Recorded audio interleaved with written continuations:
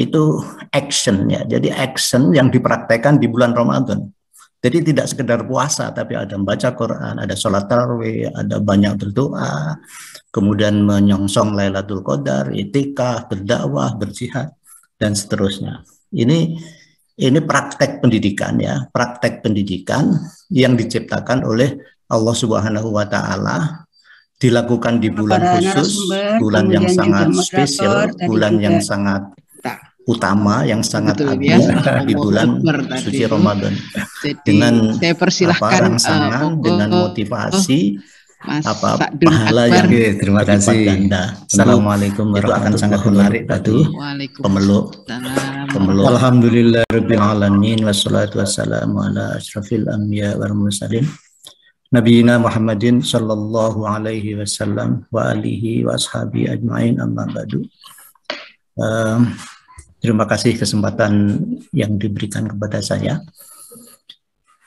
Yang ingin saya sajikan adalah lebih merupakan sebuah analisis ya, analisis perbandingan yang sifatnya sekilas saja gitu antara praktek pendidikan karakter pada umumnya, termasuk yang dipraktekkan di negeri kita ini secara sekilas, yang dikendalikan oleh teori-teori pendidikan karakter yang masyhur yang dilakukan di hampir seluruh dunia, dengan praktek pendidikan karakter yang dirancang oleh Allah Subhanahu wa Ta'ala di bulan suci Ramadan.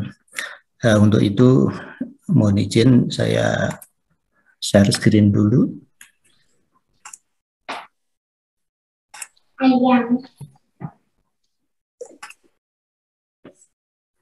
Sudah tampak tayangan saya? Sudah, Prof. Oke, terima kasih.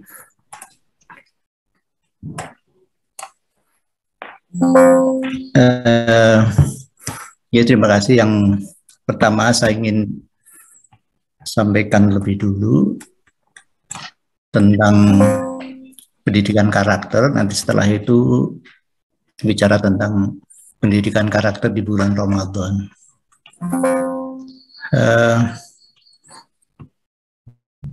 Saya mulai dengan konsep tentang karakter ya. Konsep tentang karakter itu seperti apa? Saya kira para hadirin semua sudah banyak yang memahami. Namun saya ingin tekankan lagi, banyak pengertian tentang karakter yang disampaikan oleh para ahli di banyak buku. Tapi saya cenderung lebih cocok dengan pandangan Ki Hajar Dewantara yang ditulis pada tahun 1933. Yang ini tentu sudah sangat kedaluarsa kalau mengikuti rujukan-rujukan yang sekarang dimanfaatkan di jurnal-jurnal itu. Jadi Ki Hajar itu menyatakan bahwa karakter itu sesungguhnya adalah paduan segala tabiat manusia yang bersifat tetap. Ada kata-kata bersifat tetap, sehingga menjadi tanda khusus antara orang yang satu dengan orang lainnya. Imbangan yang tetap antara hidup batinnya seseorang dengan segala macam perbuatan lahiriahnya. Nah, yang menghidupi batin seseorang itu adalah value atau nilai. Nah, oleh karena itu Thomas Lickona menyatakan bahwa karakter itu adalah value in action. Jadi nilai yang diwujudkan dalam sebuah tindakan. Sehingga namanya karakter ini mesti merupakan satu perbuatan, perilaku, tadi ada yang menyebut akhlak, yang dilandasi oleh nilai-nilai tertentu. Nilai itu atau value, apa yang dihargai oleh seseorang, dan dengan penghargaan itulah yang kemudian mengendalikan, yang mengarahkan perilaku seseorang. Nilai itu akan menjadi semangat, akan menjadi pendorong, akan menjadi penggerak suatu sikap dan perilaku seseorang. Dan secara umum pendidikan karakter itu adalah bertujuan untuk menjadikan seseorang berkarakter baik. Jadi good karakter. Jadi good karakter itu tujuan pendidikan karakter. Good karakter itu seperti apa? Ya, jadi saya mendefinisikan karakter baik itu dinyatakan dengan hidup dengan benar dalam hubungan seseorang dengan Tuhannya. Kalau kita berarti hidup dengan benar dalam hubungan seseorang dengan Allah Subhanahu wa Ta'ala. Hidup dengan benar dalam hubungan seseorang dengan sesama manusia. Hidup dengan benar dalam hubungan seseorang dengan lingkungan hidupnya. Hidup dengan benar dalam hubungan seseorang dengan bangsa dan negaranya. Dan hidup dengan benar dalam hubungan seseorang dengan dirinya sendiri. Ketika seseorang itu mampu hidup dengan benar dalam berbagai relasi yang saya sampaikan tadi, maka itu akan teridentifikasi sebagai karakter baik. Dan sebaliknya, ketika ada penyimpangan-penyimpangan dari hidup yang benar tadi, maka itu akan menjadi karakter buruk. Sehingga karakter itu ada karakter baik, ada karakter buruk. Sehingga saya kadang-kadang agak bingung juga kalau pendidikan berkarakter gitu ya. Nah, ini karakter itu karakter apa? Nah, pendidikan karakter itu merupakan upaya untuk menjadikan seseorang berkarakter baik. Nah, secara umum yang secara teoritik dan juga yang dipraktekkan di hampir seluruh dunia, kalau tahun 33 itu Ki Hajar Dewantara itu sudah menyatakan bahwa ketika kita ingin mendidik karakter seseorang, itu tidak bisa memisahkan prinsip-prinsip ngerti, ngeroso, ngelakoni. Jadi ketiga prinsip ini, ngerti, ngeroso, ngelakoni, itu tidak boleh ditinggalkan salah satunya. Nah, tahun 91 itu Lekona menyatakan unsur karakter itu ada knowing, feeling, acting. Yang tadi sudah disebutkan, ada knowing the good, saying the good, ada misalnya acting the good dan seterusnya, itu Lekona, itu tahun 91. Nah, Agim tahun 2000-an, saya kebetulan menyusun disertasi itu di pesantrennya Agim. Dia merancang pendidikan karakter di pesantrennya, dan di pesantrennya Agim itu lebih dikenal oleh para wartawan sebagai bengkel akhlak. Jadi pendidikan di pesantren Agim mampu menjadikan para santri itu berkarakter yang baik. Dia memadukan antara pikir, zikir, dengan ikhtiar. Sementara ada lagi seorang ahli, Bohlin, ya, dia menyatakan proses internalisasi nilai, ya, proses internalisasi nilai itu akan terjadi secara efektif ketika dalam proses pembelajaran itu melibatkan tiga unsur, understanding, action, dan reflection. Nah, ini beberapa prinsip yang dipegang oleh para ahli pendidikan karakter, dan prinsip-prinsip ini juga diadopsi dalam praktek pendidikan kita. Jadi di kita itu dulu ada pendidikan karakter bangsa, kemudian ada revitalisasi pendidikan karakter tahun 2009. Kemudian belakang ini ada namanya penguatan pendidikan karakter, itu yang dipraktekkan di sekolah-sekolah kita. Dan pendekatan yang dianut oleh banyak negara, banyak pihak, itu adalah menggunakan pendekatan komprehensif. Baik itu melalui pembelajaran di kelas, ini kalau di sekolah, melalui budaya sekolah, melalui kemitraan dengan masyarakat dan seterusnya. Maka di penguatan pendidikan karakter itu kan juga pendidikan karakter itu digerakkan melalui basis-basis pembelajaran di kelas, budaya sekolah, manajemen, kemudian partisipasi masyarakat dan seterusnya. Ini secara teoritik, dan ini yang banyak diadopsi untuk menggerakkan praktek pendidikan karakter di sekolah-sekolah kita. Dan secara teoritik itu sebenarnya bagus, hanya prakteknya barangkali yang belum bisa optimal. Itu konsep tentang pendidikan karakter secara umum. Kalau detail-detailnya tentunya lebih sangat rinci. Nah, sekarang coba kita lihat bagaimana praktek pendidikan di bulan Ramadan, karena Ramadan itu sering juga dikenal sebagai syahrul tarbiyah ya, jadi bulan pendidikan. Ada syahrul maghfirah, bulan yang penuh dengan ampunan dan seterusnya. Secara umum ada peribadatan, ada ibadah-ibadah yang ditekankan, diutamakan di bulan Ramadan ya. Nah ini teman-teman yang dari WIN saya kira akan lebih menguasai itu. Yang pertama adalah ibadah puasa, kemudian membaca Al-Quran, jadi tidak sekedar membaca, mungkin tadabbur Al-Quran. Ada lagi sholat tarawih, kemudian tidak sekedar sholat tapi juga memperbanyak doa. Kemudian ada lagi misalnya bersedekah ya, diajarkan untuk memperbanyak sedekah. Ada lagi menyongsong Lailatul Qadar misalnya, ada lagi iktikaf, berdakwah, berjihad dan seterusnya. Itu action ya. Jadi action yang dipraktekkan di bulan Ramadan. Jadi tidak sekedar puasa, tapi ada membaca Quran, ada sholat tarawih, ada banyak berdoa, kemudian menyongsong Lailatul Qadar, iktikaf, berdakwah, berjihad dan seterusnya. Ini praktek pendidikan ya, praktek pendidikan yang diciptakan oleh Allah Subhanahu wa taala, dilakukan di bulan khusus, bulan yang sangat spesial, bulan yang sangat utama, yang sangat agung di bulan suci Ramadan, dengan rangsangan, dengan motivasi pahala yang berlipat ganda. Tentu itu akan sangat menarik bagi pemeluk agama Islam. Nah, kemudian saya akan mencoba menganalisis. Sebenarnya prinsip moral knowing ya, moral knowing, moral feeling, moral action itu sebenarnya ada pada amalan-amalan, ibadah-ibadah di bulan Ramadan. Bahkan tidak sekedar nilai moral ya. Kalau likona itu kan yang ditekankan kan nilai moral. Nilai moral itu urusannya adalah berurusan dengan ukuran baik buruk menurut suatu komunitas masyarakat. Jadi penilaian baik buruk menurut masyarakat. Nah, bulan Ramadan itu tidak sekedar nilai moral ya, tapi saya kira yang lebih utama lagi adalah nilai religius.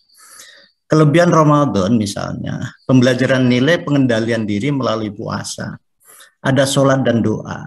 Jadi sholat dan doa itu sebenarnya bisa menjadi satu cara ya, menjadi satu strategi pembelajaran, satu cara pembelajaran untuk menanamkan nilai-nilai kebaikan tertentu.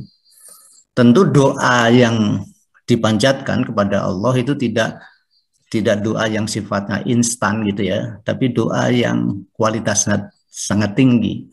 Doa yang kualitasnya sangat tinggi misalnya ya, sampai satu contoh, kita diajarkan untuk selalu bersedekah, untuk ringan tangan memberi orang.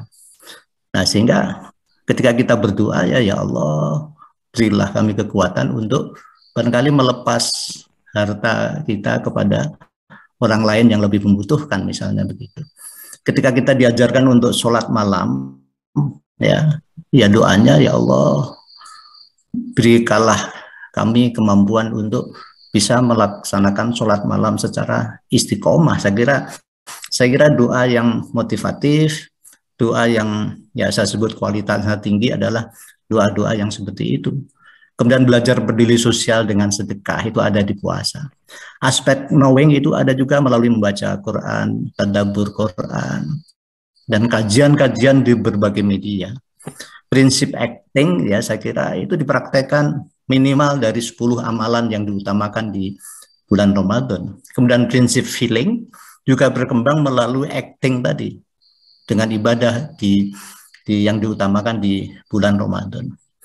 Bahkan ketika kita kaitkan dengan teorinya Bohlin tadi kan menyatakan ada understanding, kemudian ada acting, ada reflecting. Nah, ternyata prinsip reflecting itu juga ada pada ibadah amalan yang namanya iktikaf.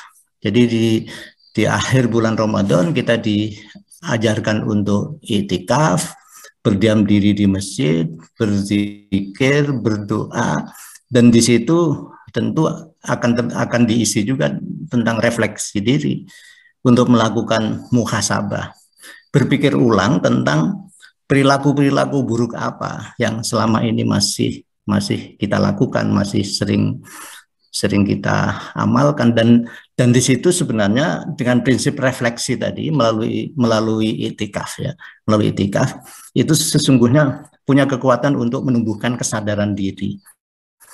Nah, sehingga karakter baik itu tentu karakter yang lebih mendasarkan pada kesadaran diri.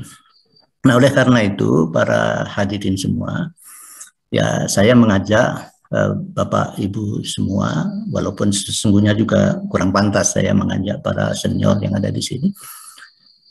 Ajakan saya adalah pandanglah bahwa ibadah di bulan Ramadan ini sebagai sebuah kesempatan. Sebuah kesempatan itu tidak akan terulang lagi. Jadi ibadah di bulan Ramadan yang mudah-mudahan kita nanti akan sampai, yang akan datang itu tidak akan terulang lagi di tahun-tahun yang akan datang. Tidak semua orang itu diberi kesempatan oleh Allah untuk beribadah di bulan Ramadan, melakukan berbagai macam amalan tadi di bulan Ramadan. Yang ini tidak akan terulang lagi. Nah, yang namanya kesempatan, peluang, itu perlu segera kita ambil. Gitu. Sebab kalau peluang itu tidak kita ambil, maka akan berlalu peluang itu. Nah, sehingga peluang itu kita ambil dan kita melakukan berbagai macam peribadatan tadi yang tidak hanya puasa ya, di bulan Ramadan itu tentu seoptimal mungkin. Nah, sehingga sekarang kira-kira menjalankan ibadah yang seperti apa yang punya nilai tinggi dalam pengembangan karakter. Saya kira yang pertama ya, tadi ada banyak peribadatan dan salah satunya adalah puasa gitu ya. Ya, kita berpuasalah dengan niat ikhlas ya, semata-mata karena Allah. Jika Allah yang kita tuju, maka karakter baik itu dengan sendirinya akan mengikuti. Ketika kita menuju akhirat, maka dunia itu akan kita dapat, akan mengikuti dengan sendirinya.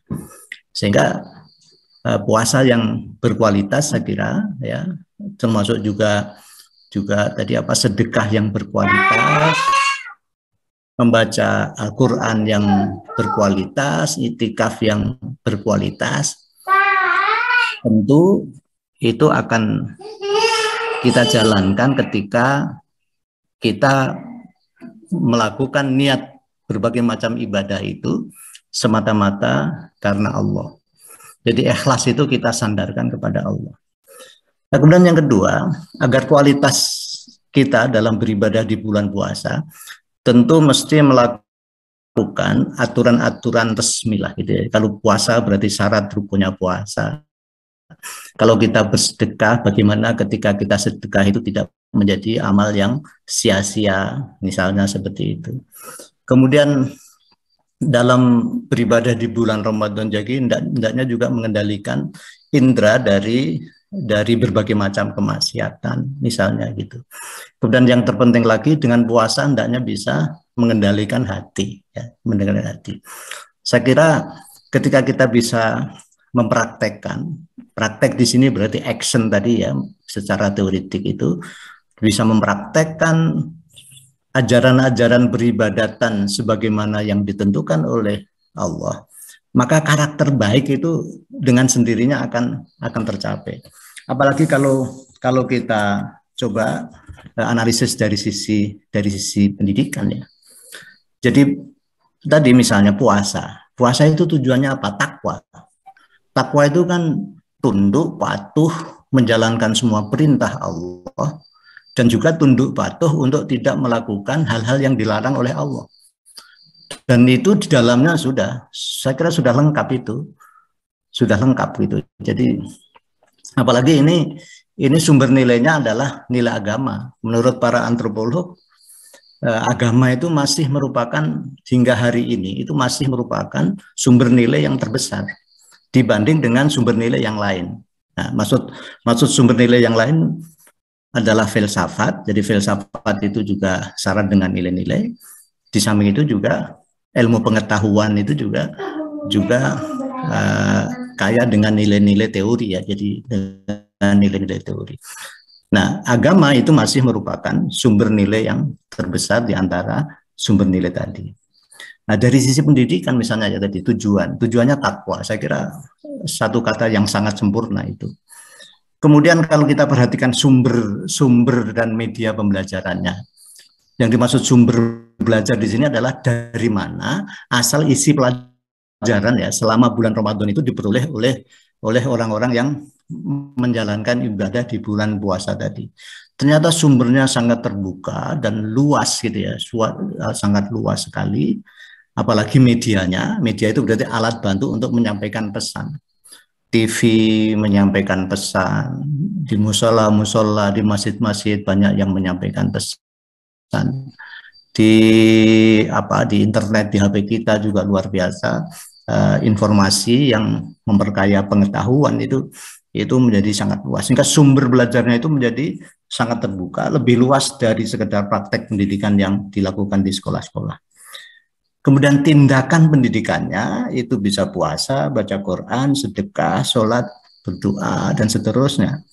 Nah, sehingga situasi pendidikan di bulan Ramadan itu sesungguhnya sangat kondusif gitu. Jadi sangat kondusif. Nah, situasi yang kondusif itulah yang kemudian memungkinkan tertanamnya nilai-nilai kebaikan itu secara subur ya. Jadi penanaman nilai itu akan menjadi sangat efektif. Dan belum lagi ya, jadi praktek-praktek ibadah di bulan puasa tadi yang sudah disebutkan banyak, itu tidak sekedar mengembangkan aspek pikir ya. Jadi pada diri seseorang itu kan ada dua esensi ya yang sangat penting itu. Yang pertama, manusia itu dikaruniai oleh Allah pikiran. Nah, dengan pikiran itulah manusia menjadi kreatif. Yang kedua, yang sangat esensial lagi, manusia itu dikaruniai oleh Allah namanya hati. Nah, di bulan Ramadan, itu aspek pikiran itu juga dicerdaskan, kemudian hati itu juga diasah. Nah, untuk mengasah hati itu kan dengan ajaran-ajaran agama tadi. Kemudian untuk mencerdaskan pikiran itu dengan ilmu pengetahuan dari berbagai sumber tadi. Nah, sinergi antara kekuatan pikir dengan hati itulah yang akan menjadikan manusia itu menjadi manusia yang berakal. Jadi akal itu tidak sama dengan pikiran. Jadi akal itu merupakan satu sinergi antara kekuatan pikir dengan zikir. Maka ketika seseorang itu menggunakan pikirannya secara baik, dan dikendalikan oleh hati, yang mengendalikan hati itu adalah agama, maka akan tampillah manusia yang layak disebut sebagai manusia yang berakal. Begitu manusia itu berakal, itu bisa dipastikan karakternya itu mesti baik. Jadi karena itu dikendalikan oleh ajaran agama. Nah, itu ada pada bulan Ramadan. Nah, inti dari apa yang saya sampaikan, ternyata pendidikan karakter di bulan Ramadan itu menjadi sangat luar biasa. Apalagi kalau kita nanti mencermati ibadah-ibadah di bulan Ramadan yang lebih rinci misalnya ya, dengan misalnya yang dilakukan berkali-kali di bulan Ramadan dalam sehari semalam.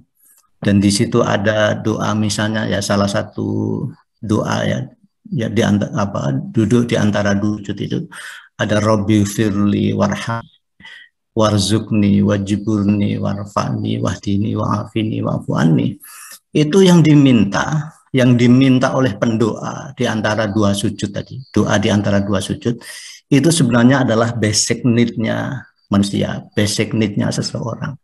Dan ini kalau kita kaji lebih jauh, itu jauh lebih luas dibanding sekedar basic need yang dikemukakan oleh Maslow ya, yang disampaikan oleh Maslow, yang itu banyak dipelajari di sekolah-sekolah.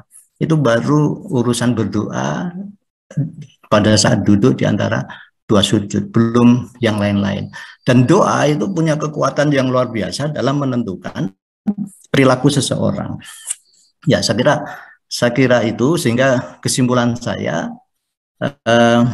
situasi pendidikan karakter ya, praktek pendidikan karakter yang dirancang oleh Allah Subhanahu wa taala dalam bulan Ramadan, saya kira menjadi sangat luar biasa dibanding sekedar praktek-praktek pendidikan karakter yang dilakukan di sekolah-sekolah. Yang terakhir, saya ingin ikut mencoba menjawab pertanyaan yang pertama tadi, yang terkait dengan perancangan undang-undang sistem pendidikan nasional. Tadi ada yang menanyakan implementasi ajaran agama atau implementasi nilai agama. Nah, ini saya kira kita harus hati-hati ya. Istilah ada implementasi ajaran agama atau implementasi ajaran masing-masing agama, katakanlah begitu, atau implementasi nilai agama. Maka kita perlu melihat nilai religius yang akhir-akhir ini dikemukakan dalam sistem pendidikan kita, dalam berbagai event ya yang dikemukakan oleh para pejabat kita ya. Sambil satu contoh misalnya, belakangan ini itu kan ada kebijakan namanya penguatan pendidikan karakter.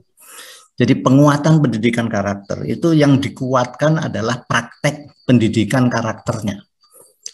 Yang nanti endingnya harapannya kan karakter anak-anak kita itu menjadi baik.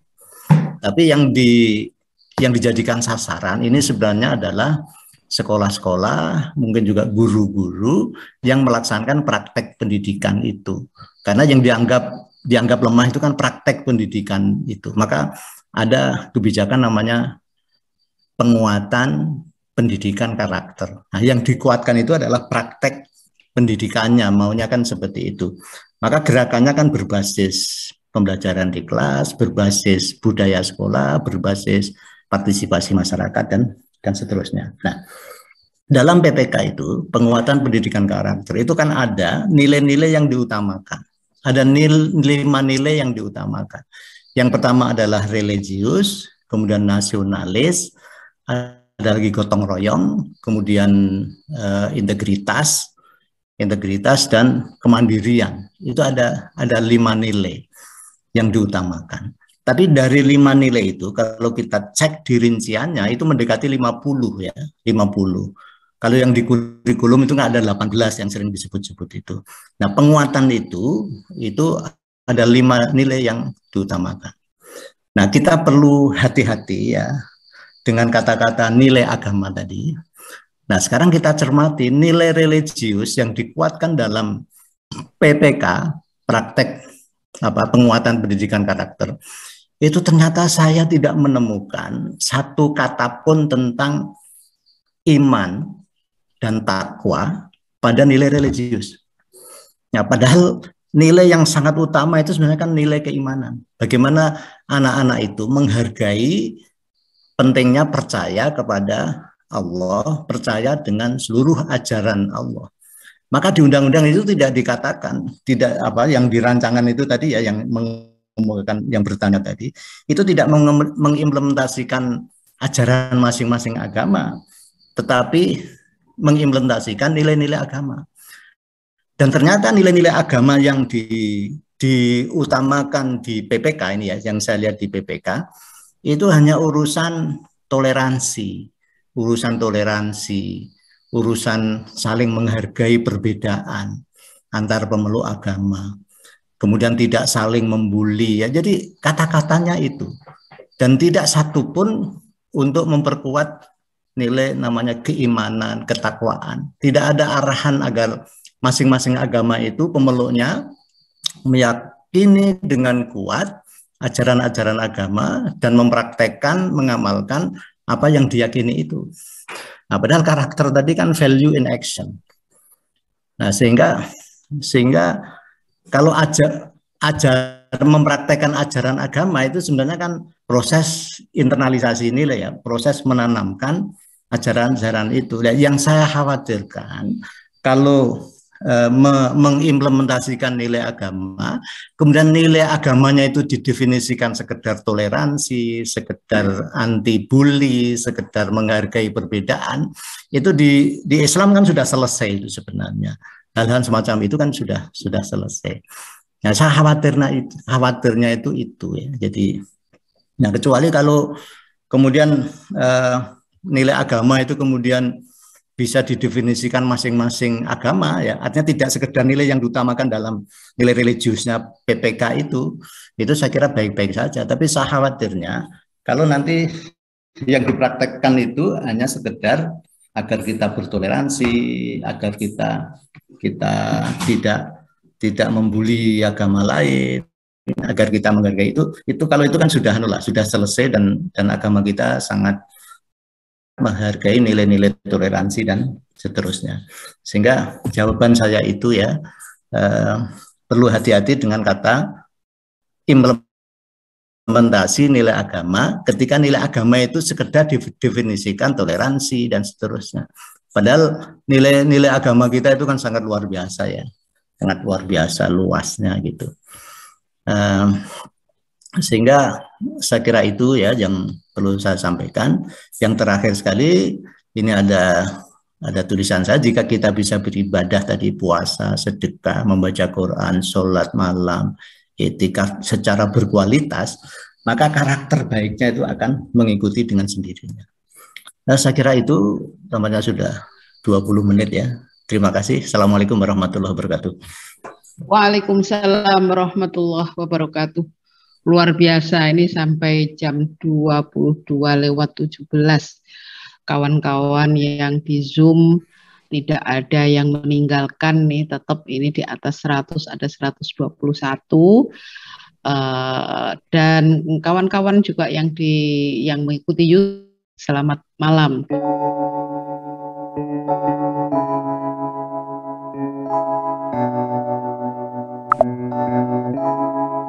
Feels like love, Cupid made a shot straight into my heart. Now I'm falling fast and my world's expanding.